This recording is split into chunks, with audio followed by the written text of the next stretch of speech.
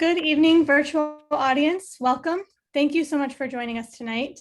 My name is Marisa LaFleur, and on behalf of Harvard Bookstore, I'm very pleased to introduce this event with Kevin M. McIntosh, presenting his debut novel, Class Dismissed, joined in conversation by Jane Hamilton.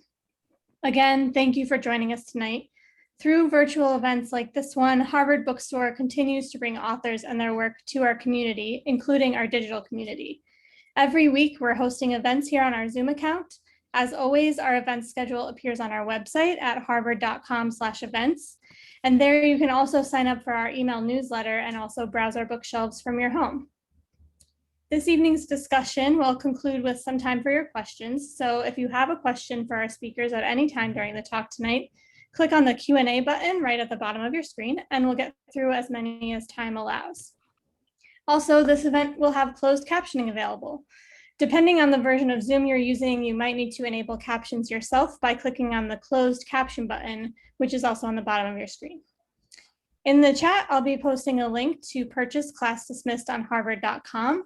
Just note that the book will be released tomorrow. So right now it says pre-order. So you can pre-order at any time from harvard.com, and it'll be available tomorrow. I'll also be posting a link to donate in support of this series and our store. Your purchases and financial contributions make events like tonight's possible and help ensure the future of a landmark independent bookstore. So thank you for showing up and tuning in support of our authors and the incredible staff of booksellers at Harvard Bookstore. We sincerely appreciate your support now and always. And finally, as you may have experienced in virtual gatherings over the past year, technical issues may arise. If they do, we'll do our best to resolve them quickly, and we thank you for your patience and understanding. And now I'm so pleased to introduce tonight's speakers. Kevin M. McIntosh is a writer and educator with over 30 years of experience with public school teaching in Oakland, New York City, and Greater Boston. He has had residencies at the Ragdale Foundation and Blue Mountain Center, and his writing from those residencies was nominated for Best New American Voices and the Pushcart Prize.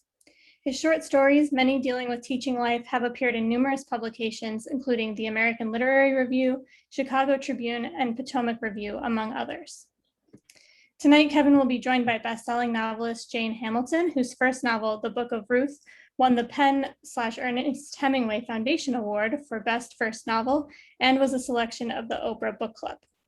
The two will be discussing Kevin's debut novel, Class Dismissed. Boston Globe columnist Alex Beam praised the book's humor and sardonic appreciation of life's all too expected travails. And Minnesota's Twin Cities Pioneer Press dubbed it a literary pick of the week, calling it laugh out loud reading that also says a lot about our country's rich, poor ethnic divides. We're so happy to have them here tonight. So without further ado, the digital podium is yours, Kevin and Jane. Thank you. Thank you, Marissa. Thank you, Harvard Bookstore. I'm just so happy to be here with Kevin M. McIntosh. What does the M stand for? Michael. Michael. I must have known that, but this book is perfectly plotted, and it has descriptions and turns of phrases that give me bodily pleasure. So I'm just so thrilled to be here with you and talking about this book. And full disclosure, Kevin and I went to the same high school in Oak Park, Illinois, and we were in the same litter. Basically, we had the same friend group, and we were, which was a very close group of friends that remains to this day. And the thing about Kevin as a teenager and also now is that he was and is thoughtful, observant, insightful, funny, and kind. He's funny and kind, which is kind of a unusual combination. And I would have loved this book even if Kevin hadn't written it, but knowing him and knowing that he worked on it for 20 years as well as doing other things in that time makes me love it also even more. So all that to say, I'm so happy to be here. And I wondered, it would be great to hear you read from it a little bit later, but I wondered, I mean, working on a book for 20 years is just such a stunning number. And I just wondered if we could start with your telling us where it started and then how it evolved. Yeah, thank you. Well, thanks so much, Jane, for you for being here. It means so much to have you in particular do this, really. And also to Jeff and Linda and all the crew at Harvard Books. So generous to set this up, and I greatly appreciate it. Yeah, it has been a long process. I may be one of the older debut novelists east of the Mississippi. I'm not sure, but where did it begin? Is I can pinpoint one thing, one moment that was kind of dramatic. In mid-90s, I'm working at Middle School 44, Upper West Side, kitty corner for the Natural History Museum, which we taught with. We had a program there. And things were going kind of well at that point. I've been teaching about 7 years. I've had a couple of rough years early on. We could talk about that if you want to.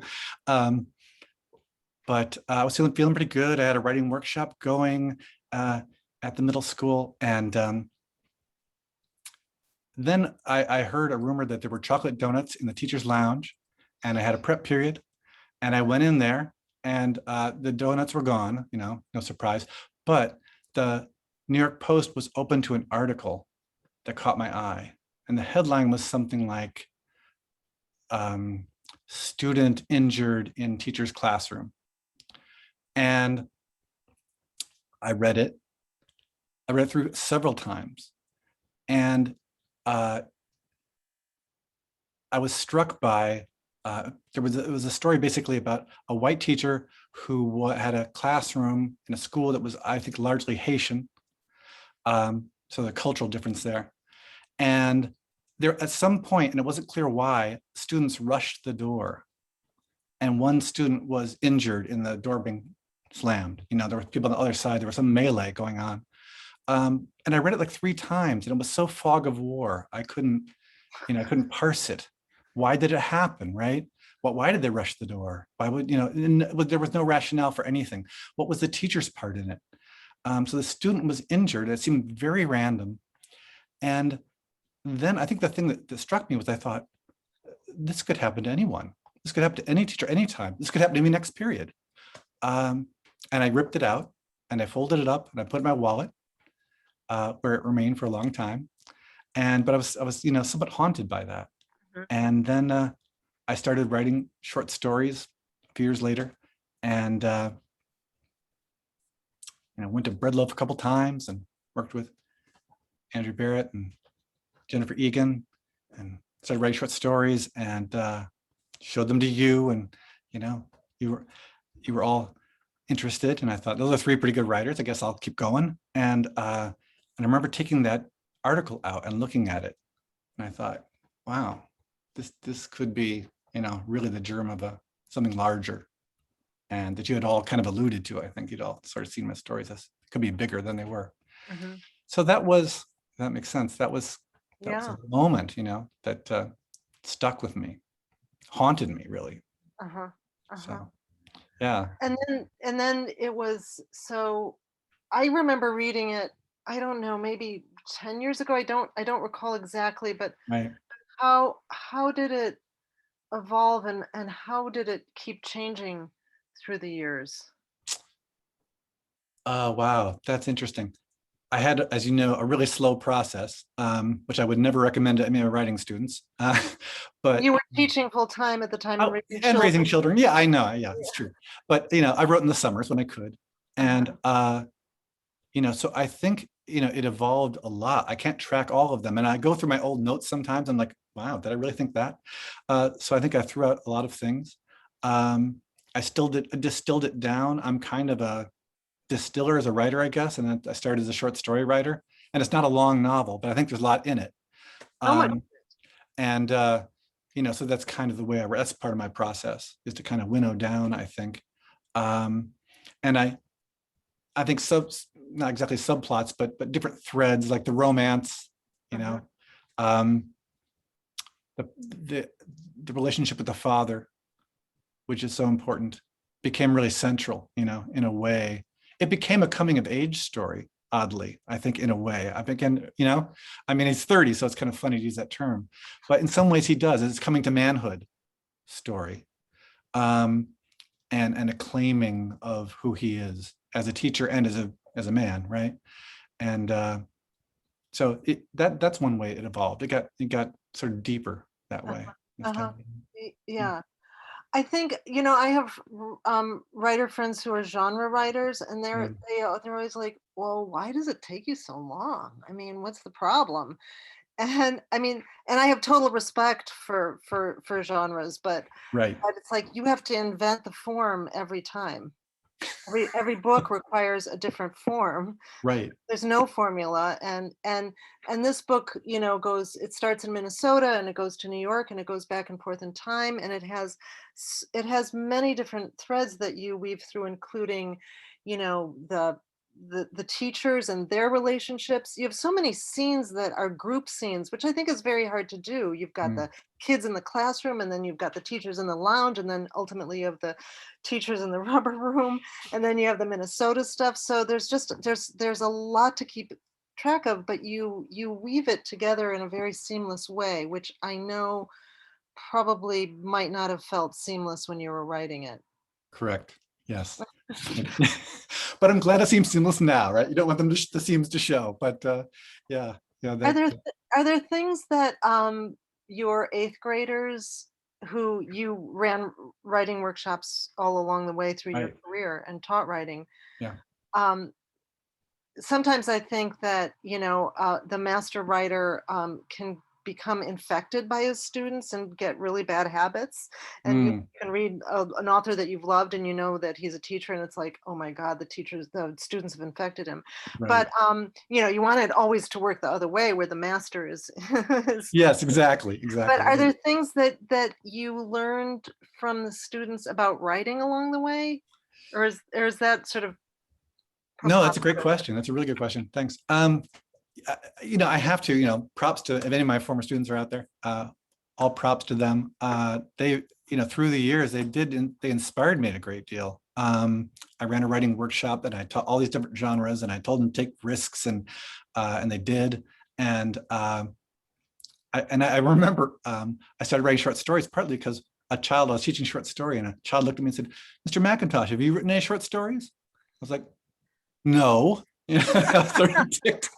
I was like, well, damn it, I guess now I got to do that. And and I would share, through the years, I shared my process with my kids. So that kind of spurred me on to a large extent. It kept me going, and they were a great audience. And I could see, if you can hold an eighth grader's attention, you're on to something. You're golden. If you want, we do this. You want to find out if your work is the pacing is good, or is this funny? Read it to a 14-year-old. Right? You raise children, right? They are not easily impressed. If they're laughing or they're moved, or they're leaning into you, it's like you've done something. So they were my best audience. I mean, the toughest audience, but they're my best audience for sure. That is wonderful. So, and when at the end they said that was really good, or if they referred to it later, I thought, okay, hold on to this. Oh, that's blissful. Well, do you want to read a bit from it? Sure. Thank you. So I'm going to read a scene here, which is Patrick Lynch, the protagonist. It's his first job, and he's teaching in New York. And he is not the author. I want to hasten to add that, but he is a Midwesterner who wound up teaching in New York, as did I, in the mid-90s.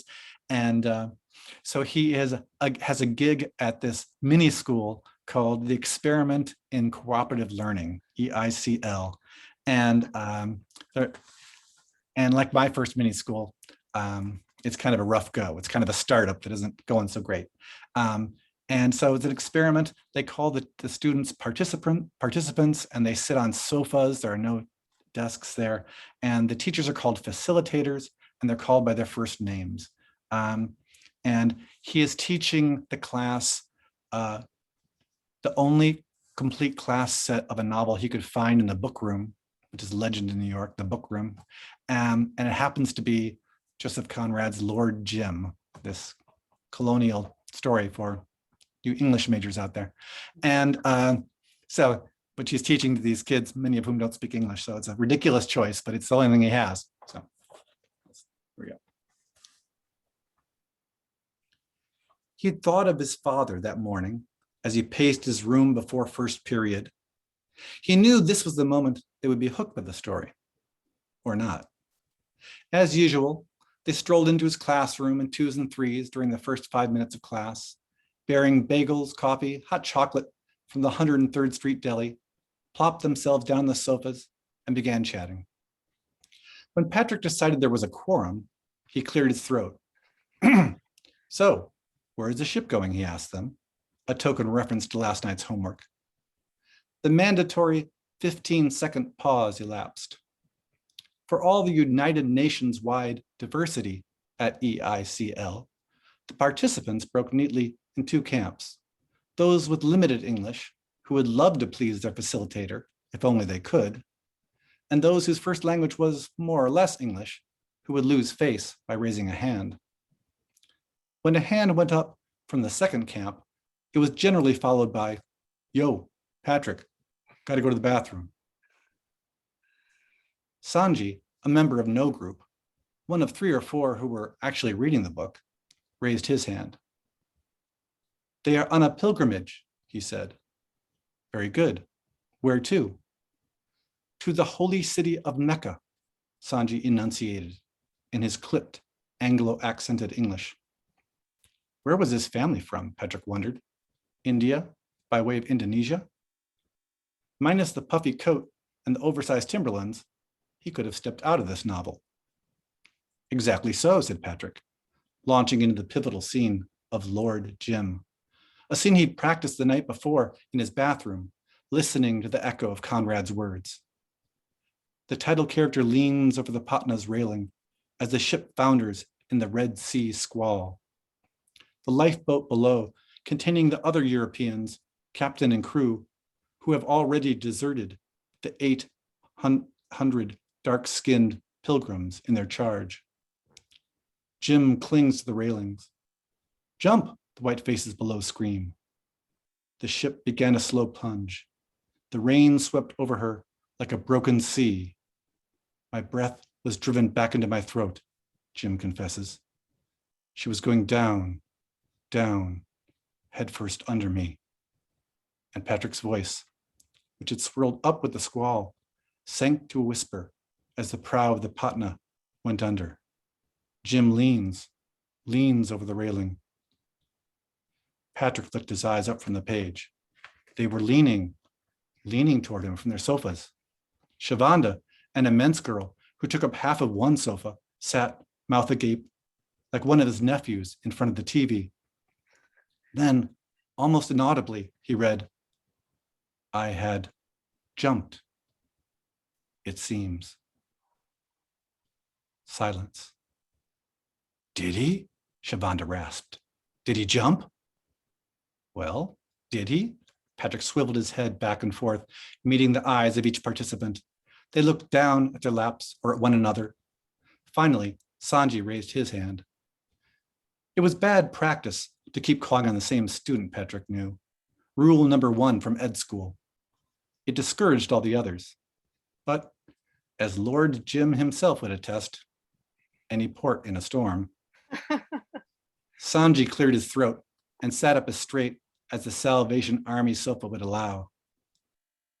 "He jumped, but he can't admit it," said Sanji. "He has lost his honor." Whoa, bullseye, thought Patrick. But he only said, "How so?" "He was responsible for all those passengers. He was first mate." "What about the captain? The crew screaming jump?" "That doesn't matter," said Sanji. "It is Jim's choice and his honor." "Is about respect," boomed James from a couch in the back. Everyone turned to him. It was the first they'd heard from James, who was tossed into the EICL dumpster a few weeks after school began, released from custody. For what offense, Patrick was never informed. But no one chose to sit next to his muscular, tattooed body. "Respect, y'all," said James, thumping his chest twice with a fist. "Yes, James," said Patrick, trying to disguise his surprise, delight, alarm. He's supposed to be a man, James declared, pulling the tiny noun to at least 3 syllables. But he couldn't do it. He couldn't do it. And James slumped back into the couch, glowering, flexing the thin scar that ran from the right corner of his mouth to his chin. It was the first and last literary analysis he would share with his fellow participants. James would disappear suddenly, several weeks hence, slipping once again into the murky depths of the New York State court system. The bell rang before Patrick had a chance to have James clarify his remarks, which was just as well. But he reflected on them that afternoon on the subway. True, his lesson hadn't touched on the finer points of Conrad's art, his use of the past perfect at Lord Jim's critical moment, for example. But it was the first ride home where Patrick thought, I can do this. I can do this. And James was right. Is about respect. Tomorrow, he would tell the participants he was Mr. Lynch. That's a wonderful scene. And just as an aside, and this isn't a spoiler or anything, but near the end of the novel, you are able to slot a bit in about Lord Jim. It's just the most opportune moment, and I'm guessing that probably wasn't in the novel when you thought to use Lord Jim, but when you realized it could go in at the end, it was like, eureka! It must have been such a great little, Genius. Yeah, exactly. Right. I know. When I came to it, I just thought, oh, Mr. Mack, this is perfection. So the novel, it illuminates so here Patrick has kind of a triumph of a day, but it also really illuminates the hell that is teaching. Yes. And yes. I mean, the jackhammers are going, the radiator is going, Maria's looking at her nails, Abdul is punching, Josh is sleeping, Angela's writing on her desk, and there's a rat in the classroom. A rat. And I know that we're elderly and we grew up a long time ago, but I just, it was really hard for me to imagine our high school teachers feeling as out of control as Mr. Lynch naturally did under the circumstances. And I know that you yourself have taught in, difficult circumstances, but you kept on, and really, how did you cope? Through as a teacher myself? Yeah. Well, to varying degrees, depending on where I was in my career. And I want to pause right here and say a shout out to all the teachers in the audience who endured through COVID, which I only did for a trimester at my end of my 30 years, but they're heroes. So I just want to put that out there. And that's been an amazing year that they've carried on through. But so speaking of what teachers do, this is what we do, right? Yeah, as a new teacher, I had some, speed bumps that were so difficult. I mean, a large percentage of teachers quit, in the first 3 years because it is so difficult. And that doesn't matter whether you're in the suburbs or you're in the city. And I've taught both. That's something I tried to bring to the book that I think is a little unusual in my experience, having taught kind of all ends of the economic spectrum. But well, here's one example. Just when I first started teaching in Oakland, my very first job in the late 80s, it was kind of a little bit of a war zone. It was a Catholic school, and my first day there, I was one of a couple white teachers in an all-black school. So just really interesting and really kind of like, okay, how am I going to teach here? And or how am I going to teach at all? Because I was a brand new teacher. And they looked at me as very exotic. I could just tell I showed up, I had a red beard back then, I'm not the tall, skinny, pale guy. It's like, what is he doing here? People like that don't even show up in our neighborhood, let alone come to teach us. They just really thought I was, from another planet. And until one day in the first week, I was watching them play basketball, and a ball came and bounced towards me, and they're waiting for me to throw it back. And I just, took a jumper. I was wearing my Harris tweed coat and everything. Took a long 3-point shot, swish, and they were like, oh, Mr. McIntosh has game, da, da, da. And they were like, arguing about who I'd play with. And I was like, boys, it wouldn't really be fair for me to play for either side. So, and I never touched another ball in front of them because why ruin that mystique, right? Why let them know I can't dribble, So, I let that go. But I needed that to draw on because the next week, Huey Newton was assassinated, the founder of the Panthers, a couple of miles from there. And so I showed up to school, white teacher, Black students, and I really knew them. And I said, wow. Of course, growing up in Chicago, as we did, right? And I remember Mark, Fred Clark, Hampton and Clark being assassinated, right? And I said, Huey, wow, and they were like, Huey, who? They had no idea. They knew nothing about the Panthers. They knew nothing about their local history. It had been formed right there. So this is my first couple of weeks, and I'm having to teach, these Black kids their own local history. With this white guy from the Midwest, and and I found notes on the floor where they were. I think I'm teaching some great lessons sometimes, and I look on the floor and there are notes there, which is one sign of my lack of classroom management at the time. But a lot of them were about what we called shadeism now. People snap it on, who's darker than whom. It just blew my mind. I was like, I'm here. I'm teaching about the American Revolution or something. Meanwhile, they're doing this whole dozens thing about who's darker than whom, and this, which just it's like, wow. And as a teacher, you're thinking, wow, I got to get to know these kids because I think I'm teaching something, but there's a different curriculum going on here. I have absolutely no idea about. And so there were just a lot of those moments. I love how Mr. Lynch in the book dispenses the things that he's learned, and sometimes they're little things like boys sway more than girls when they're giving a presentation. But there's this whole thing which I loved this, and maybe you could just describe it for a minute about February. There's a couple aspects of February. Right. Yes. There are these rhythms, just like there are these rhythms in your teaching career, right? You get these different plateaus. Of course, there are during a school year, and a veteran teacher gets to know them intimately. A little bit different places, but there's a lot of commonality. And there are months that are really difficult, and months that are really good. And there are times when students are getting a little bit tired or bored, or not even because of you, but just the rhythm of the year, right? It happens every year. So you kind of anticipate that. And a veteran teacher will build in something that's particularly interesting, or, high activity, or, something they think will fly. But when the weather's bad, and in New York, February was sort of like, there's slush everywhere and you can't hang out with your friends. And, it's not warm yet, so you can still, get their attention. But, so you got to plan things for the right moment. And, and there are times, there's a scene there where a teacher goes off on a class around then. And there are times when you can get away with that. And then there's times when you can't.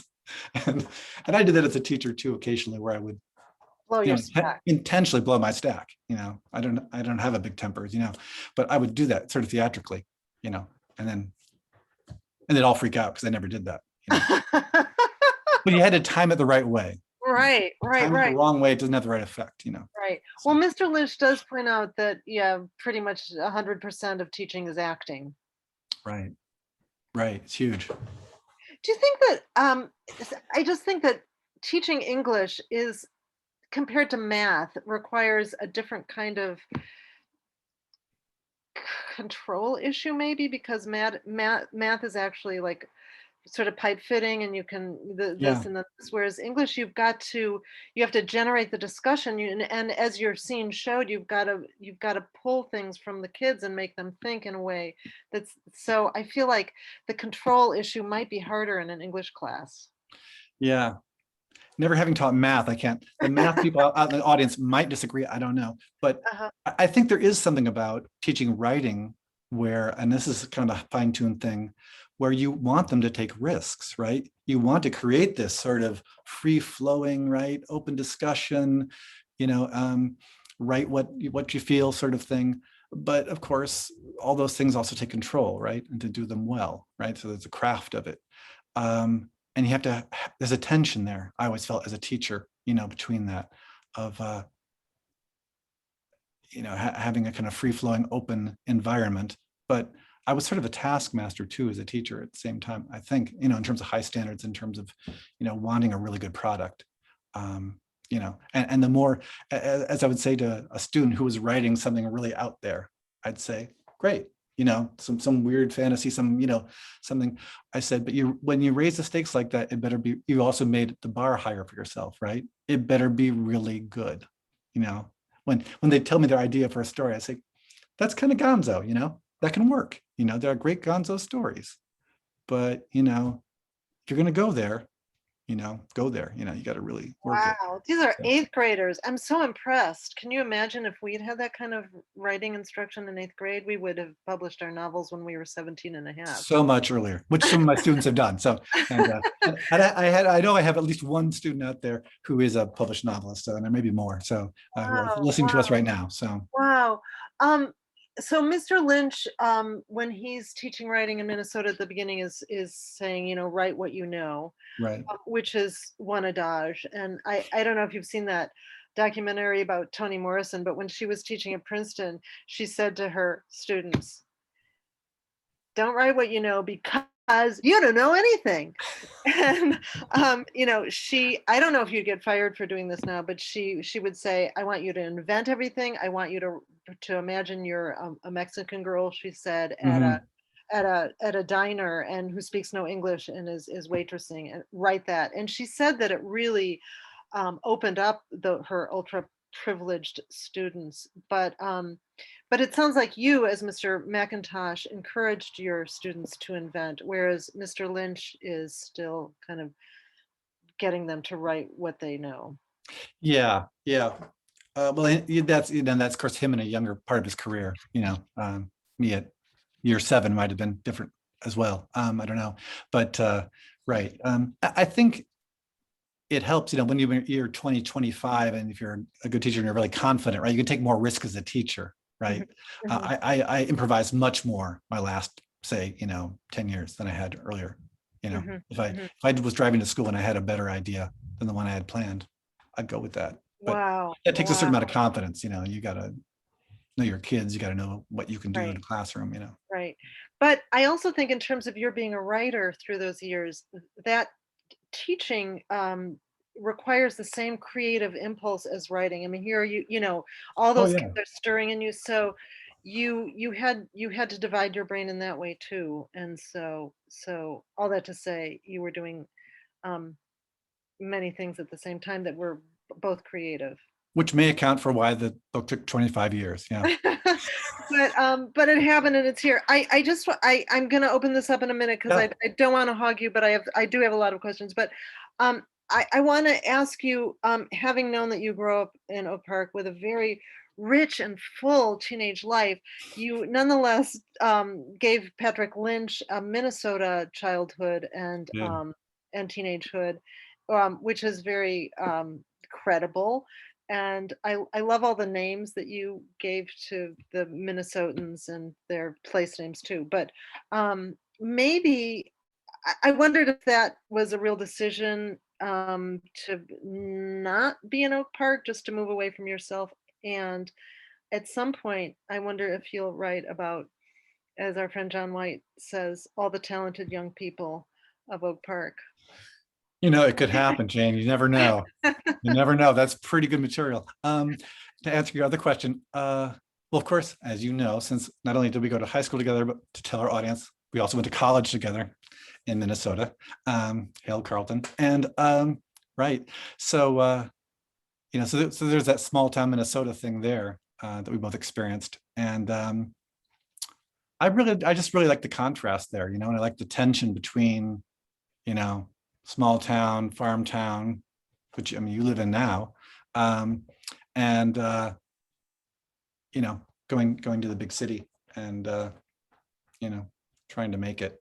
and trying to break out from being his father's son. I think that was part of it too, as it became more of a father-son story in some ways. Some of those contrasts I liked. There was a lot of kind of tension, like going somewhere, doing something his father hadn't done, who was a superintendent in their small town. So, yeah. Bruce Henderson says, "Hi, Bruce H. here. Kevin, were there any specific teachers in middle school or high school who influenced you, either as a teacher, a writer, or both? Name names." Disclosure, Kevin and I attended middle school and high school together. Wow, we got a lot of old school people here, starting with Jane. Yeah, there was an English teacher named Mr. Berkeley, who was legend in our high school. And I'm very introverted, I guess a lot of writers are. And, he was very good at kind of bringing people out. And I'll never forget, he read a little bit, he would read anonymously little bits of something someone had written if he liked it. And I remember he read one day, something I'd written. Again, he doesn't say who did it. And I remember what he said, as we always do, right? We remember when these teachers say these things, kind of laying hands on. And he had a very odd, raspy voice. And he said, this writer doesn't really have a style yet, but he does have a certain flair. I remember it verbatim. Wow. Him saying that, right? I had a flair, not a style yet, but wow. Mr. Berkeley thought I had a flair. Wow. And as a teacher, I always remembered that. Your words are so important. I remember a student quoting back to me at the end of the year a critical remark I'd written like in September that I just meant like, oh, rewrite this. But they'd taken it personally, like, cut them to the quick, and I was like, oh, no, I just meant like, hey, good, keep working, so I thought maybe I didn't match that up with the right student, that's such an art. It is such an art, but don't you kind of seize when someone says, they start saying, "I remember when you said," it's like, don't tell me, really, I don't, and it's harrowing, really. It's harrowing, yeah. They remember the good things, they remember the bad things, yeah. Yeah. Let's see. Heidi Schneider of Carleton College says, "Can you say more about going from short stories to a novel? Do you now consider yourself a novelist, and will you also continue to write short stories?" Great question, Heidi Schneider. That is very interesting. I've actually thought a lot about that. And you started as a short story. You wrote short stories before you wrote novels too, right? Correct? Yeah. And maybe a lot of people do. Writing a short story it feels to me like gem work or something, right? So you're faceting this very small thing, and it's got to be just right, and every misplaced comma shows up, and it just feels sort of jewel-like, and I love that about it. And you have to write with great, to be really concise, but and imply so much, right? That whole Hemingway thing about the iceberg. And when I started writing the novel, it's like such a bigger canvas. It was just, I had to actually learn to let it breathe a little bit. I almost wanted to, and I naturally write in a sort of concise way. And I had to learn kind of to open it up a little bit, right? And let a scene run. And I started out as a playwright, actually, before I was a short story writer. And that sort of helped too, because I, having a sense of scene and dialogue and that kind of flow. But yeah, certainly I think short story writing is great training for it. I don't know, but I'm still writing short stories and I hope to write another novel, so. But I think in terms of the jewel-like quality that a story demands, there's many, and you call it concision, but I love how you sum up things in a very concise way. You sort of move through history. There's a passage about, the sort of coming into town of Walmart and how it just goes, bum bum bum bum bum, and it's just a little paragraph in which 20 years kind of pass in this town of Peterson's Prairie, but Yeah. and all these little snippets of history. For instance, you say this is at a funeral. The men didn't embrace him, of course. Male hugging would come to Peterson's Prairie in 1992 with a Robert Bly reading in Winnipie Falls, but they gave slow double-palmed handshakes and firm hand and elbow grips. Okay, so that just brought like all the Robert Bly stuff back and the drumming and all of that. And one of the things that I love that you do in the book is that you have this character named Gunther, who's a high school kid, and he's super smart and he's not a good student. But I feel like you were able to put all the things that, or many of the things that you know and love about literature that Mr. Lynch doesn't doesn't have time to go into the character of Gunther. And he's such a great character. And I, knowing you, could feel your pleasure in giving Gunther your erudition. Mm-hmm. And so I think all of that was very poetic and concise in a kind of short story way within Yeah. the context of a Yes, bigger, that is sort of short story like, yeah. in a bigger context. Kiddo Kelly says, haven't read the book yet, but hearing about Mr. Patrick Lynch, will there be a sequel? She wants more already. I am anticipating wanting to know more about him in his career as a teacher, how he grew with confidence as you did. Well, thank you, Kitty O'Kelly. Yeah, well, I have thought of that. I mean, no promises, but a few people have said that already, and it's just coming out, like, am I done with this character? I love this character. I mean, I loved all the characters, even the mean ones. So I don't, it's possible. Yeah. Possible. I mean, I wonder if in the age of Netflix, and I think this myself, now I'm thinking, oh, well, I could, write more about X and I could write more about Y, Yeah. because we have sort of become accustomed to. Right. Uh, Hi, Mr. McIntosh, Erica Boyce here. I remember when you made me read my short story to the class back in 2001, 20 years ago. Yikes. It was terrifying, of course, but your support meant so much. I was wondering what your writing process is like. Do you outline like you taught us to in those 5-paragraph essays, or just go by the seat of your pants? Is there a certain time of day when you write? Great question. And Erica Boyce has written a couple of novels. I believe she may be working on a third. I'm not sure. And they're really good, by the way. Check it out, Erica Boyce. Lost at Sea was the last one. I loved it. Thank you, Erica. I write early in the morning when I can. I think the creative brain is really kind of going then, I think, in some ways, at least for me. I'm not really a morning person, but I like to write that when I can. I'm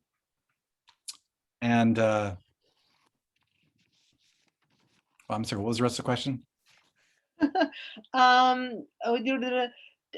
do an outline like you taught us. Oh, right, like I taught them. Yeah. I did for the novel because I'd been splitting short stories and I couldn't wrap my mind around, right? At some point I just had to say, Kevin, this isn't a plot, you got to just really map it out. I know some people who do these really, really nitty gritty outlines of their novels. My mind does not work that way. Andrea Barrett, who I studied under at Breadloaf, I know she has these really vast extended stories and she has these family trees and where she's mapped out all the characters and which is great. My mind doesn't really work that way, but yes, Erica, I do some outlining. Just, I do practice what I preach a little bit. Somerset Mom said there are 3 rules for writing a novel. Unfortunately, no one knows what they are. Yes, so true. Ellen Green says, how did you go from playwriting to short stories and novels? Yeah, that's a great question. And hello to Ellen Green, who was one of my early editors, a fabulous editor. There was a big gap. I didn't really write. I wrote plays in my early 20s and was at the Playwright Center in Minneapolis many years ago out of college, and which was great. And then I got into teaching and having children, whatever, and I didn't do much writing for a number of years. and then as I said, that student challenged me to write a short story, and and I started writing them, but there was quite a gap there. But I have to say, and I always loved the theater, of course, and I also used to act, but I got to say, being a playwright was great training for that. I really think in terms of scene, and I really think in terms of beats and flow and the musicality of it, and I never feel like I'm done unless I can just feel that, it has to like work on stage. It has to work like theatrically to me, or it doesn't work. So I don't teach very often, but in college, if I'm doing a writing class, I often will have them do 10-minute plays, and it's so mm, interesting because they can do it. You get in, yes, you twist the thing, you get out, and it's right, it's really fun. And right. I don't know that I could do one I always very. had my students write plays, and as Erica Boyce can attest, and and sometimes they'd say, "Well, why are we doing this? I'm not going to be a playwright." Well, no, but you learn so much from it, right? And I try to explain, Uh-huh. yeah, And it's fun. yeah, it Hey, is. this Julie McKee says, how did you go about developing your student characters so they felt authentic in voice and action, which they truly do? Wow, that's a great question, Julie McKee, who's a great teacher herself. Um, I feel like that's something that I add layers to with drafts, right? I feel like writing a character is like getting to know a friend, and you know, at first you don't know them at all, and then you peel back the layers if you become good friends, and um, and become more intimate and understand more about what makes them tick, and and they just become, to me anyway, they become more and more real the more I'm playing with them, and and then little character things will come to me right out of nowhere that really nail the character, right? It's sort of like acting. It reminds me of acting in a way, where you try to, how do I make this character real, and adding little bits to it, and Mhm. yeah, Paul Heitch here, another former school and scouting mate, having yeah. started as a playwright, and I think this relates to your building the character because this might be part of it. Do you read your manuscript out loud to yourself or to anyone else as you're working on it? I don't like when it's like a first draft or something like that, but when it's more refined, I do. Yeah, like when I've taken it to a place where it feels like a scene, then I'll walk around and declaim and yeah, read it to myself and see if it sounds good. And if things read well aloud, that right, I think that's important. Definitely. You can often hear things that you can't see on the page, but also Totally. I don't know if you read out loud to your wife who's a doctor and a reverend, but I have found in my writing life that when I read things out loud to my husband, it's like, oh, that really does not work. There's something about his ear where it's Yeah. when I was reading to myself, but now. Yes. Um, so Randy Hoover says, to follow up on Erica's question about what time of day you write, I'm now wondering about all those late afternoons in the faculty lounge when you were on your laptop. I assumed you were grading papers or watching the Yankees game. Were you actually fleshing out ideas for your novel? Yes, yes, and yes, Randy. Yes to all the above. I did do some writing at school, like after school. Yeah, sometimes if the muse hit me, right, you got to answer. It's gone, baby, gone. So Yeah, true, that's true, true, true. true. Um, This is Alicia Kleppeis. Kevin and I Yes, both taught at the same middle school. I love the inspiration you took from his own teaching career, and now I'm dying to read this book. In addition to sharing some work with your eighth grade students, did you have a critique group as you wrote this novel? Do you have recommendations for writers looking to branch out into new genres? that's great. Thank you, Alicia, who's also a wonderful teacher.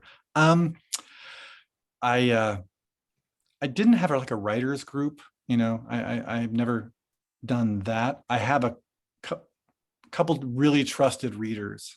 One of whom is also a really good writer, who I met at Breadloaf, named Rob, and we've shared things throughout the years. And So that's been very helpful. But I've never been part of like a group. And I am a part of an ongoing book club of really smart, talented men, of whom Jeff Meyerson, owner of this bookstore we are being hosted by, is a member. And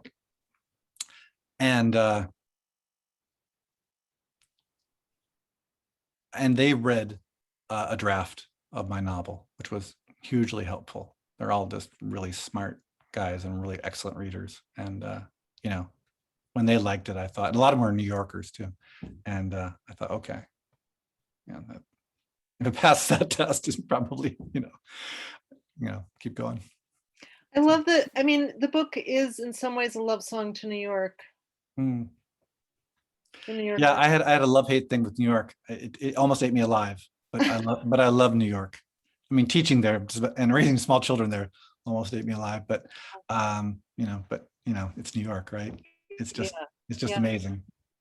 Pam Van Dyke says, class dismissed goes back and forth in time. Can you speak to your decision to include Patrick's high school life in the novel? I loved it, she says.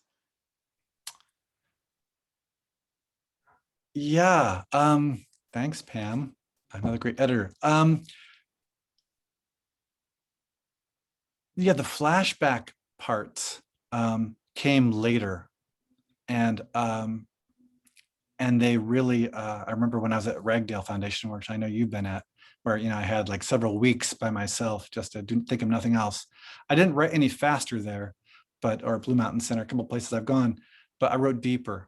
I just had time to think about it with no distractions, and those parts came to me more deeply, and added so much more depth to his character, I think, and that's also where his relationship with his father.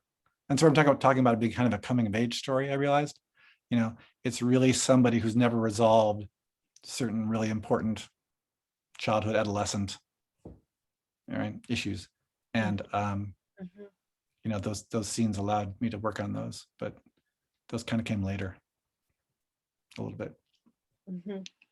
I just want to say that Nancy Greco has chimed in and Jim Nail has chimed in. Oh, Eric Berkowitz says, who did you have in mind as the audience when you wrote this? Any of your students? Great question, Eric, who I have known since we were wee.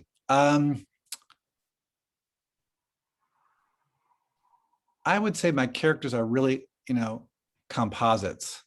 I don't write like with anyone in mind. I mean, I think maybe some writers do, some novelists do, but I've never written a character where I'm really basing it on anyone.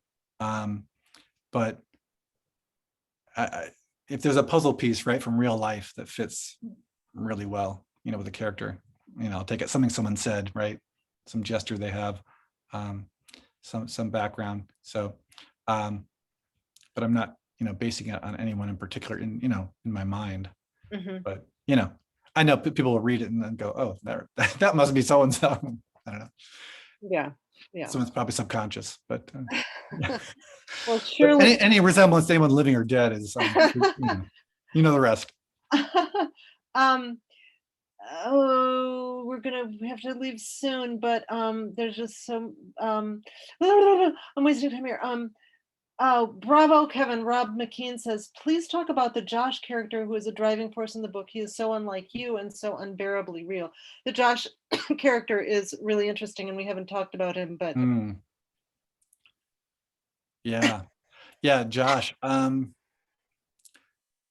Josh may be sort of a stewed amalgam of every difficult student I've had. There's certain students that really eat at your heart, and they're just hitting your nerve. There's just something, and it's it's about you, right? It's so painful because it reveals a weakness in you, and it's like, this is a child, they're just doing their adolescent thing, and it's driving you crazy to whatever degree, right? And one kid can ruin a class for you, or a year, and and it's not the kid, it's you, and that is so, to me anyway, as a teacher, it's so painful. I always feel like I've got to figure this out, because this is my problem, and I have to teach this kid, right? I've got to learn to, if not like this child or whatever, I've got to, give them the same education everybody else is getting here. And I don't want them feeling hostility from me. It's not fair, right? But everyone's human, right? And that's a very I thought that was a kind of an interesting thing to work through, when you have that, right? If somebody who is kind of tries your soul, That's beautifully said. Plus, you have to deal with the parents too. Well, there's that too, yes. And the law sometimes, yeah. I think we have time for one more from Laura Danley. Kevin, Mm. how much of what you wrote over the years got thrown up? Were there any really significant changes in the direction of the story? Well, we've kind of talked about that, but this is, who do you want to play you, Mr. Lynch, in the movie or miniseries? Oh my gosh. I don't think I'm qualified to make that. What do you, Jane, you probably read this book, but you've read it several times. Anyone you would cast as Johnny Flynn, the British actor who played Mr. Knightley in the most recent Emma. I would take that. Yeah, sure. no, it would be Absolutely. great. You can do anything. Johnny Flynn. Yeah, why not? I just want to say before we leave that Kevin has write some essays about teaching. You wrote an essay called Building a Teacher Reputation, and you have one coming out called Killing the Bird. Killing the Bird, about teaching to kill the mockingbird. And where can we find those? Because they're really interesting. The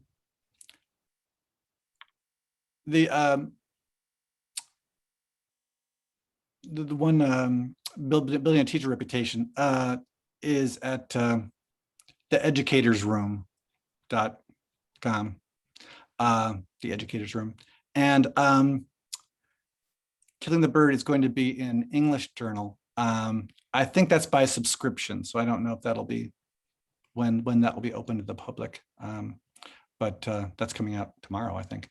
By the National Council of Teachers of English. It's their English Journal. Well, they're really wonderful essays, and I think our time is up. But Paul Heitch says we need to have a reunion for this Zoom session. Well, I think you might be right about that. But I want to thank everyone who showed up. This is so great. All these wonderful people. And I just want to thank you for writing this wonderful book. And I say, Mr. McIntosh, to Sir with love. Oh, right back at you, Jane. Thank you so much for everything. The book is a joy. So instrumental in me getting this out. Oh, I wish I have great hopes for it. And you'll come to East Troy, Wisconsin, and to our bookstore, I hope. You say the word. I'm there, baby. Thank you. Thank you, and for everybody joining, and for the bookstore. Thank you, everyone who came tonight, and the Harvard Bookstore. Yes, and thank you both so much for joining us tonight. It was a really wonderful discussion, and it's great to see so many of your classmates and friends out there in the audience. So if anyone wants to learn more about the book and purchase it, I put some links in the chat to purchase it from harvard.com. And on behalf of Harvard Bookstore here in Cambridge, Massachusetts, I just want to say have a good night, keep reading, and be well. Bye. Thank you. Thank you. Bye-bye.